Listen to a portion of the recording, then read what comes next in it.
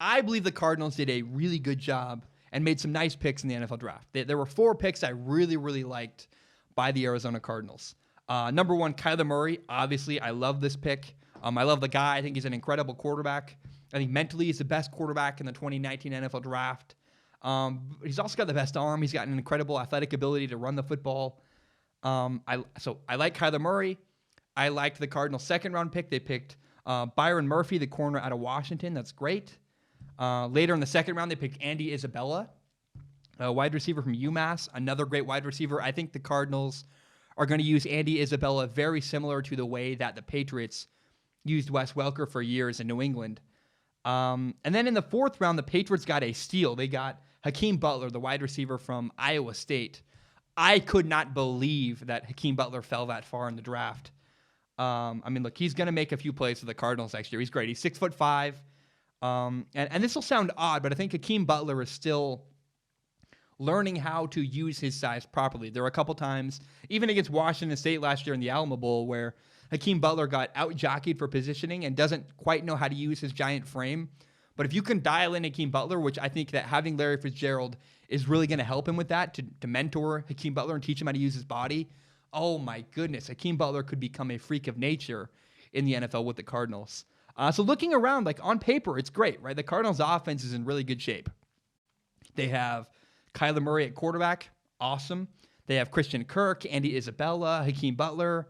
They have David Johnson at running back. They have Larry Fitzgerald mentoring all of those young players.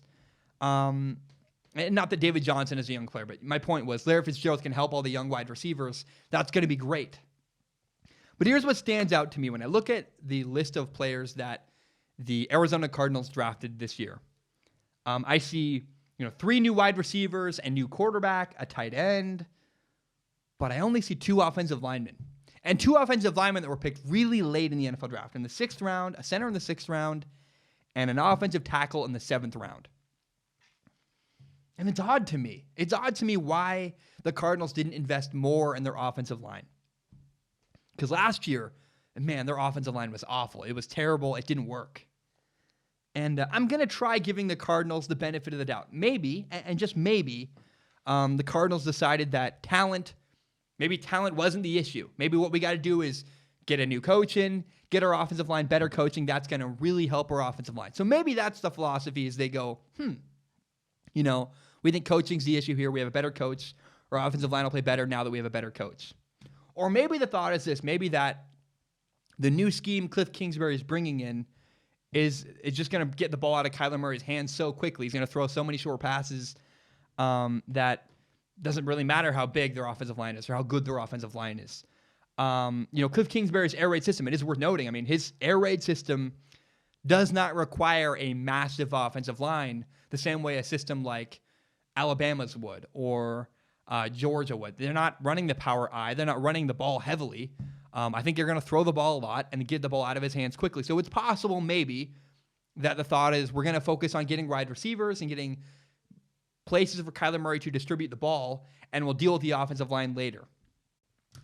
But you got to pay attention to the fact that the Cardinals' offensive line did not improve at all in the 2019 NFL draft. It didn't. I mean, like a 6th-round center, a 7th-round tackle, that's not going to get the job done. I don't even know their names. I've never heard of them. I don't care.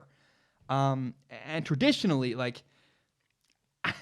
and no matter what Cliff Kingsbury does, traditionally what I know is that having a good offensive line is just a little bit important. Maybe things are different. Maybe Cliff Kingsbury's offense is just different schematically, and I don't know. He's not a traditional football coach at all.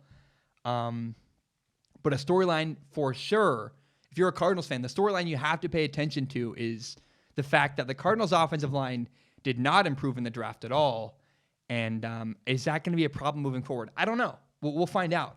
We'll find out if maybe they get the ball out really quickly, maybe they're going to coach them up and get better coaching, or maybe it's going to hinder them forever and their offensive line is going to be really terrible again next year.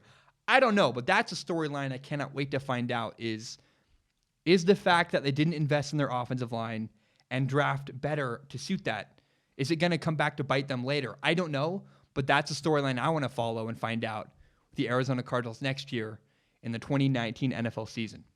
I just want to say thank you so very much for watching. I really, really appreciate it. My name is Zach Schaumler. This is my podcast, Strong Opinion Sports, and it is my favorite thing in the entire world. I love it. In fact, my dream is to someday do Strong Opinion Sports as my full-time job. If you believe in me, if you believe in that dream, please help me grow by telling your friends about the show. Share it on Facebook, share it on Twitter. Maybe you put a screenshot it, maybe you put it on Instagram. It does me a huge help if you can tell your friends about Strong Opinion Sports. Another way you can help me if you want, no pressure, I have a PayPal, paypal.me/Zach Schaumler. I also have a Patreon account, patreon.com/Zach Schaumler. It does me a huge help if you want to. Really, if you have no money to give, no problem, please. The number one thing, if you want to help Strong Opinion Sports, the number one thing you can do is help me grow by telling your friends about this podcast.